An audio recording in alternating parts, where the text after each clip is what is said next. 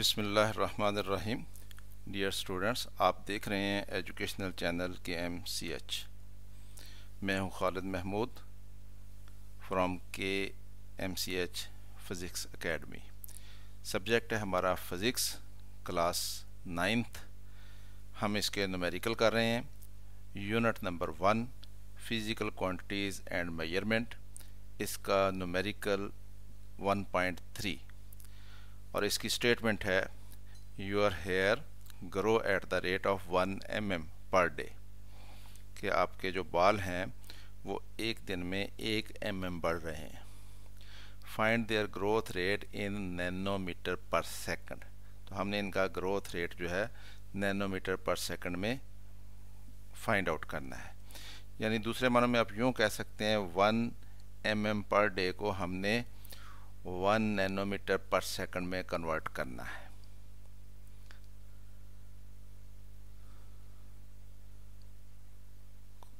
Numerical number 1.3 your hair grow at the rate of 1 mm per day, find their growth rate in nanometre per second. Growth rate of hair is equal to 1 mm per day. 1 mm per day को हम यूँ लिख सकते हैं 1 mm per day, यानी 1 mm over 1 day.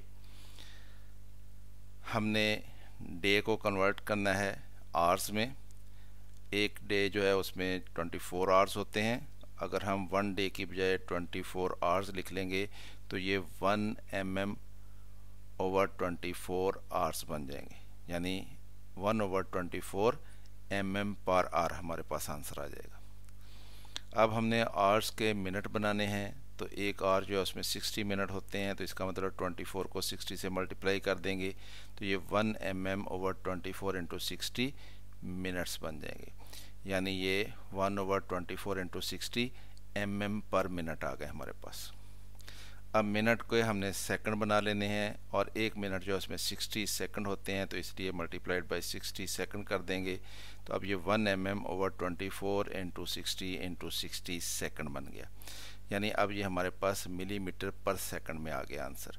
1 over 24 into 60 millimetre पर second बन गया जी।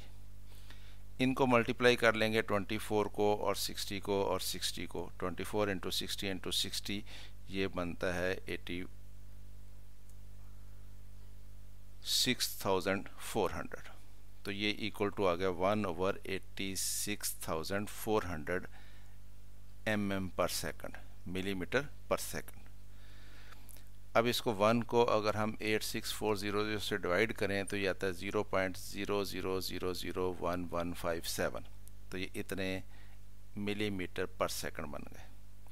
अब ये पॉइंट जो है इसको अगर हम यहाँ पे ले जाएं, यहाँ पे यानी साइंटिफिक नोटेशन में लिख लें इसको, तो हमने कितने पॉइंट इधर मूव किया? 1 2 3 4 5 पॉइंट मूव करना पड़ेगा हमें। तो जब हम पॉइंट यहाँ पे लगाएंगे तो फिर हमें मल्टीप्लाई करना पड़ेगा इसको 10⁻⁵ से। तो ये आ जाएगा 1.157 इंटू 10⁻⁵ मिलीमीटर पर सेकंड। अब ये मिली जो है ये एक प्रीफिक्स है, ये ख़ुद भी 10⁻³ के बराबर होता है मिली जो है, तो इसकी जगह पे हम 10⁻³ लगा लेते हैं। तो जब हम इस 10⁻⁵ और इस 10⁻³ को मल्टीप्लाई करेंगे तो ये पावर इनकी ऐड हो जाएगी, तो ये बन जाएगी 10⁻⁸। तो अब हमारे पास आंसर बन गया 1.157 इंटू 10⁻⁸ मीटर पर सेकंड, क्योंकि इस मिली को हमने 10⁻³ लिख लिया है, तो यहाँ पे मीटर पर सेकंड बन चुके हैं। तो ये हमारे पास आ गया 1.157 इंटू 10⁻⁸ मीटर पर सेकंड। लेकिन हमने जो आंसर देना है वो हमने देना है नैनोमीटर पर सेकंड में। तो नैनो जो है वो 10⁻⁹ होता है, तो इसका मतलब हमें इसको 10⁻⁹ करना है। तो इसलिए हम पॉइंट जो है वो यहाँ से एक पॉइंट इधर ले जाते हैं।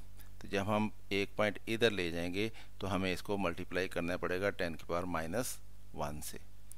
तो ये हमने 1.157 की बजाय इसको 11.57 लिख लिया और साथ 10⁻⁻1 लिख लिया। अब ये 10⁻⁻1 और 10⁻⁸ जो हैं जब मल्टीप्लाई होंगे तो इनकी पावर ऐड होगी, तो ये -1 और -8 -9 बन जाएगी। तो हमारे पास आंसर आ गया 11.57 इंटू 10⁻⁹ मीटर पर सेकंड।